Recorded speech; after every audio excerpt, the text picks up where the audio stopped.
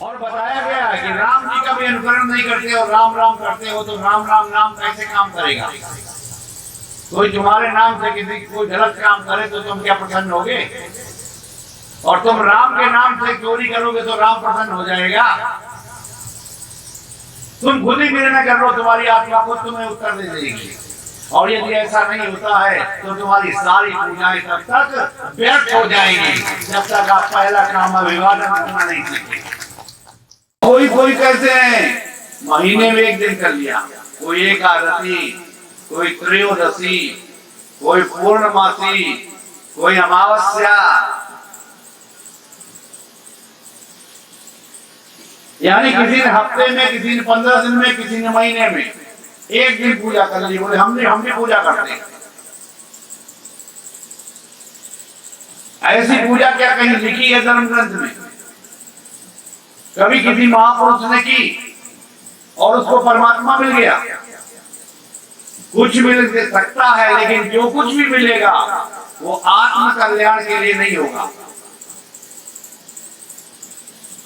कथाएं कितनी भी सुनो, उद्धार नहीं होगा, मनोकामना पूरी हो सकती है। सबसे बड़ी अज्ञानता है कि तुम समझना ही नहीं चाहते हो कि हकीकत में हमें करना क्या है, हम आए किस लिए, और इसीलिए भ्रमित रहते हो। और तुम मांगने के लिए उतारू हो, जो चाहो तो मांग ले फटाफट मांग ले। और वो जो देने वाला आ रहा है नकली, वो कह रहा है सब ले जाओ, जो चाहो सब ले जाओ, सब दे देंगे आशीर्वाद, हमारे पास पूरा है, खूब लो। अब तुम्हारी मांग भी नकली है और तुम्हारा देने वाला भी नकली। अब नकली को नकली मिल गया तो क्या हुआ? अब चोर क्या बोला कि हमारे पास नकली रिवॉल्वर थी, नकली गोलियां भी नकली थी, रबड़ की, और हमने दिखाया और डर गया और उसने सारा सामान दे दिया अपना। अब जो लुट के गया क्या बोला? अरे वो चोर हमारा सामान चुरा ले गया तो क्या हुआ, हमारे पास सब जेवर नकली था, सब जेवर नकली था, उसकी गोली भी नकली और इनका जेवर भी नकली। अब वो भी बड़ा खुश हो रहा और ये भी बहुत खुश हो रहा, वो लूट के खुश हो रहा, ये लूट के खुश हो रहा, और हुआ कुछ नहीं, मूर्ख दोनों बन गए। विचार करो, ऐसे ही जीवन चला जाता है प्राणियों का जब वो ये नहीं जानना चाहते हैं कि हम आए किस लिए। और ऐसे ही श्वासें सब खर्च हो जाती हैं जब हम जान नहीं पाते हैं इन श्वासों के बदले में खरीदना क्या है। इसीलिए हम नकली चीजें खरीदते हैं, वो विलास, मनोकामनाएं, सांसारिक पदार्थ,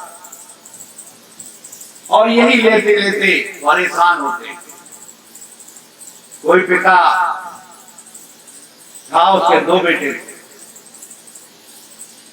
बहुत कमाता था, दोनों माता पिता में खूब कमाई करता, रात दिन काम करता था। बेटों का ब्याह हो गया। एक दिन एक बेटे ने कहा, भाई हम तो पिताजी तुम्हारे साथ नहीं रहेंगे। उन्होंने कहा, अरे तुम हमारे साथ नहीं रहोगे, हम तो तुम्हारे लिए कमा रहे हैं, तुम हमारे साथ क्यों नहीं रहोगे? बोला, हमें तुम्हारे साथ अच्छा नहीं लगता, लो जी लो। अब पिताजी क्या कहेंगे? बहुत औरों की हो सकता है कि खुद की भी कहानी हो, तो उन्होंने कहा, भाई बात तो बताओ, कारण तो बताओ, तुम हमसे नाराज क्यों हो? कहा, कारण कुछ नहीं बताएंगे, कारण तो कृष्ण जी बता गए कि कलयुग जब आएगा तो व्यक्ति का कुटुंब और परिवार, चचेरे और ममेरे और सपेरे तो छोड़ दीजिए, सगे और संबंधियों में केवल उसकी पत्नी और बच्चे रह जाएंगे, बाकी सब अलग हो जाएंगे। कोई संबंधी नहीं रह जाएगा, कोई परिवार का व्यक्ति नहीं रह जाएगा। भाई भाई से ईर्ष्या करेगा, एक विद्वान भाई होगा और एक गंवार होगा, एक शाकाहारी होगा, एक मांसाहारी हो, एक सज्जन होगा, एक दुर्जन होगा। और सज्जन व्यक्ति दुर्जन की सहायता समय समय पर उसके रोने गिड़गिड़ाने से कर देगा, लेकिन दुर्जन व्यक्ति उसकी अच्छी बातों को ग्रहण नहीं कर पाएगा। और ये है, देख लो, तुम्हारे कुल कुटुंब में नहीं है तो पड़ोस के कुल कुटुंब में होगा, पड़ोस के कुल कुटुंब में नहीं है तो रिश्ते नातेदारों में होगा। कहीं न कहीं किसी न किसी रूप में कोई न कोई व्यक्ति तुमको देखने को अवश्य मिल जाएगा। ये कृष्ण जी ने 5000 पहले, लगभग 5500 वर्ष पहले, 5500 वर्ष पहले बात बताई थी रुक्मिणी जी। और जब वो और बताने लगे तो उन्होंने कहा बस बस बस बस, अब मत सुनाओ। ये इतना विभत्स दृश्य होगा, हमें तो सुन करके मेरे कानों में बड़ा कोलाहल पैदा हो गया कि ऐसी स्थिति भी आ जाएगी। लोग अपनों से ही बैर करने लगे। बहुत से ऐसे लोग हैं जो भाई भाई हैं, सगे भाई हैं, आपस में बोलते भी नहीं, बात भी नहीं करते, अलग अलग है खान पान, इष्ट मन कुछ नहीं मिल रहा। और संतों ने क्या कहा है, तुम्हारा रिश्तेदार वही है, तुम्हारा संबंधी वही है, तुम्हारा पारिवारिक वही है जिससे तुम्हारा खान पान मिले, यानी जैसा तुम भोजन करते हो वैसा वो करता हो। तुम सदाचारी और शाकाहारी हो तो वो भी सदाचारी और शाकाहारी। तुम दुर्गुणों से दूर रहते हो तो वो भी दुर्गुणों से दूर हो। तुम्हारा मन प्रभु में जुड़ा है तो उसका मन भी प्रभु में जुड़ा हो। और जो इष्ट तुम्हारा हो वही इष्ट उसका होना चाहिए, वही आदमी तुम्हारा संबंधी है। जिसका मन नहीं मिल रहा है तुम्हारे मन से और जिसका इष्ट नहीं मिल रहा है तुम्हारे इष्ट से, तो समझ लीजिए कि वो तुम्हारा व्यक्ति हो ही नहीं सकता। ये नकली संबंध है, नकली। और संतों ने तो कहा है कि यहाँ कोई है नहीं तुम्हारा, इस जग में कोई तुम्हारा नहीं है। और सेवा के लिए और सत्संग के लिए और प्रभु के मिलन के लिए और अपनी आत्मा के कल्याण के लिए समय नहीं निकाल रहे हो, इसलिए ये समझ लो तुम अपने जीवन को स्वयं काल की अग्नि में जला रहे। तुम्हारी एक एक श्वास और रोज खत्म हो जाती है, काल के गाल में चली जाती है। और तुम हमेशा संसार के तमाम कार्यों में फंसे रहते हो और सुमिरन नहीं कर पाते, भजन नहीं कर पाते, उसका नाम नहीं ले पाते। और जो सुमिरन करते हैं वो तो हमेशा मस्त रहते हैं, आनंद में रहते हैं। और फिर उन्हें कोई तकलीफ नहीं होती है यहाँ के सुख दुख में। क्यों, यहाँ इस दुनिया से कोई भी चला जाए, कुछ दिन लोग आंसू आते हैं और उसके बाद फिर उन्हीं आंखों में प्रसन्नता आ जाती है, उन्हीं आंखों में प्रसन्नता आ जाती है। अब जरा बताओ, ये दुख तुम्हें मिला था तो चला कहाँ गया? ये मायावी दुख है। हर कोई जानता है कि यहाँ से जाना है हर किसी को, लेकिन कोई बुजुर्ग जाए या कोई चला जाए उसके बाद लोग आंसू जरूर बहाते हैं। इसलिए नहीं कि दुख है। हो सकता है वो कहे ये फलाने राम चले गए, बड़ा अच्छा रहा यार, बहुत दिनों से बीमार थे। लेकिन वो दिखावे के लिए रोते हैं कि हाँ भाई रोना जरूरी है, अगर रोएंगे नहीं तो लोग कहेंगे ये तो अपने माँ को मानता नहीं था, अपने पति को मानती नहीं थी, अपने पिता को मानता नहीं था, जानता नहीं था। ये बात भी झूठी, ये काम भी झूठा, ये भी झूठा और वो भी झूठा। जो करता है वो भी झूठा और जो कहता है वो भी झूठा और जो प्राप्त करता है वो भी झूठा और जो पाना चाहता है वो भी झूठा और जिससे मांग रहा है वो पंडित भी झूठा। झूठा का दौदा झूठे दुकानदार के पास झूठा आदमी ले रहा है, खरीद रहा है। और प्रभु के लिए क्या कहा गया है? सत्यम शिवम सुंदरम। वो सत्य है, वो सच्चा सौदा, वो खरा सौदा है। वो सांचा सौदा है। जैसे नानक जी को जब उनके पिता कालूराम ने कुछ पैसे दिए और कहा जाओ व्यापार करो, युवा हो गए, तुम्हारा विवाह हो गया है, अब परिवार चलाने के लिए अपना कुछ व्यापार करो, तो तलवंडी से चले वो मुल्तान के लिए। तलवंडी जो इस समय पाकिस्तान में है, उस समय हिंदुस्तान में ही थी। तो रास्ते में उन्हें 8-10 साधु मिल गए, महात्मा मिल गए, पेड़ के नीचे बैठे थे। प्रणाम किया नानक जी ने। पहला काम क्या है? अभिवादन करना।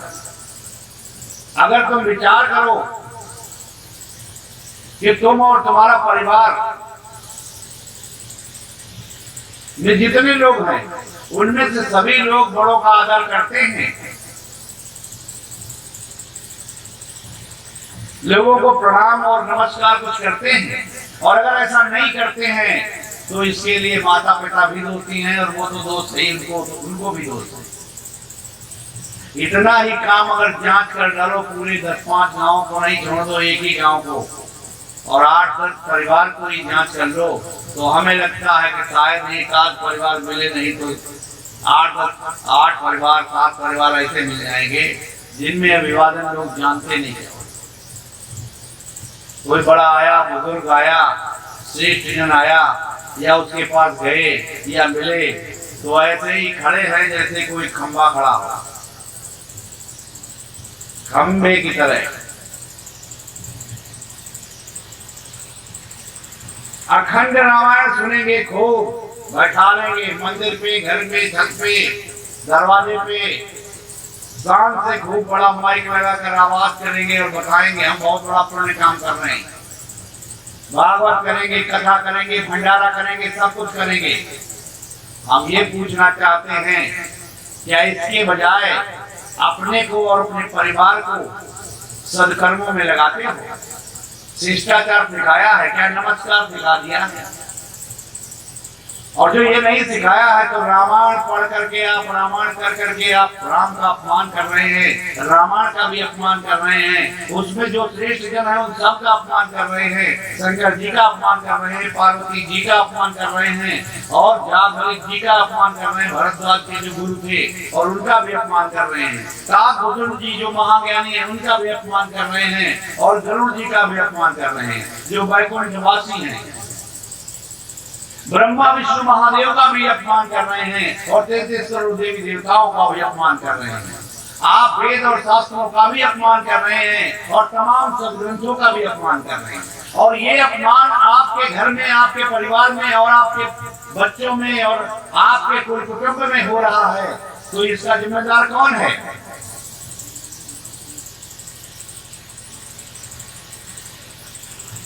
और आप धर्मी बने हैं, अधर्मी बनकर धर्मी बने हैं। इसलिए क्योंकि आपको किसी ने ये सुना दिया है कथाओं में कि तुम ये कथाएं कराते रहो और तुम्हारा कल्याण हो जाएगा, और इसलिए तुम्हारा ध्यान कथा कराने में और सुनने में नहीं, कराने में लग गया, और उसके आचरण से हट गया। अभी हमने उदाहरण दिया था कबीरदास जी का, करनी बिन कथनी कथया ज्ञानी दिन रात, तो कुकर जो घोषण करे सुनी सुनाई बात। जो करनी में धारण नहीं है वो तुमको सुना रहा है, तो निश्चित रूप से वो कुत्ते की तरह भौंक रहा है, उसका वचन असर भी नहीं करेगा और उसकी बात तुम समझ भी नहीं पाओगे। क्यों?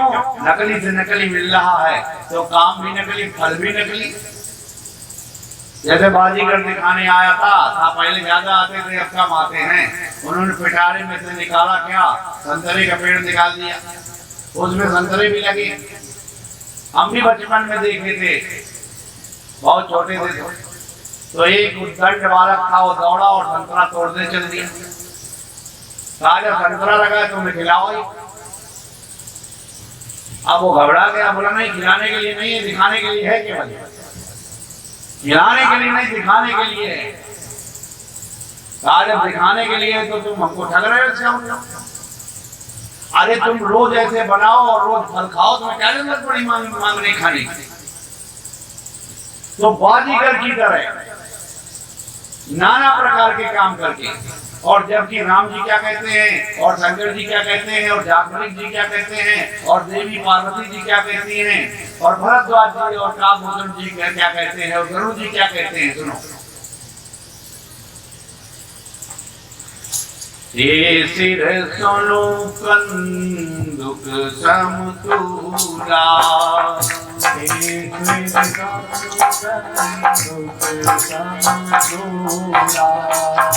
ये सिर सुनो कंदुक समतुला,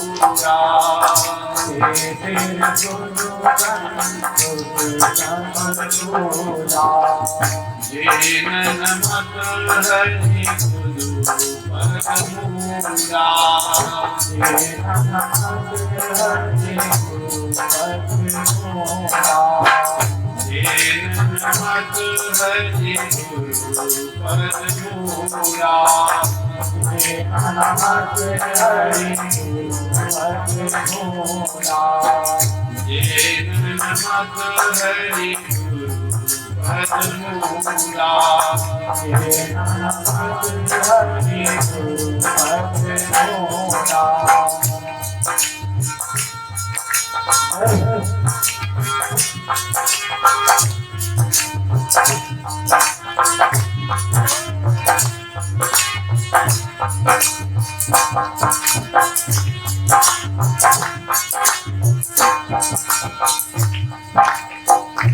रामायण क्या कहती है और आरंभ में क्या कहती है? किसी भी कथा से पहले, किसी भी कहानी से पहले, राम कथा से पहले, हर चीज से पहले क्या कहती है? पहला काम जो है तुम्हारा, पूजा करने से पहले, नाम लेने से पहले, दीक्षा लेने से पहले, गुरु ढूंढने से पहले, पढ़ाई करने से पहले, यानी शिक्षा प्राप्त करने से पहले, हर चीज से पहले कि जो सिर झुकता नहीं है अपने से बड़े और श्रेष्ठ के समक्ष, तो समझ लीजिए कि वो कड़वी तुम्बी फल के समान है। कड़वी जो चरणों के मूल में नहीं झुकता, मूला, मनुष्य का मूल कहां से है? अगर वो खड़ा हो तो उसकी जड़ कहां पे है? धरती पे है, यानी चरण है। चरण, चरणों को स्पर्श करना, चरणों में झुकना, हाथ जोड़कर प्रणाम करना, नमस्कार करना, जो कुछ भी कर सको आप और जैसे भी कर सको, ये काम है।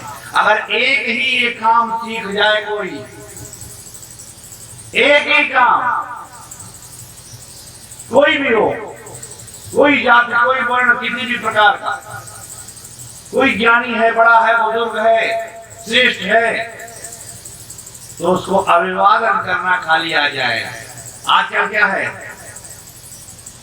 अगर बताओगे, पहले पहले बताने लगोगे तो धीरे से मुस्कुरा के कहेगा हमको तो शर्म लगती है।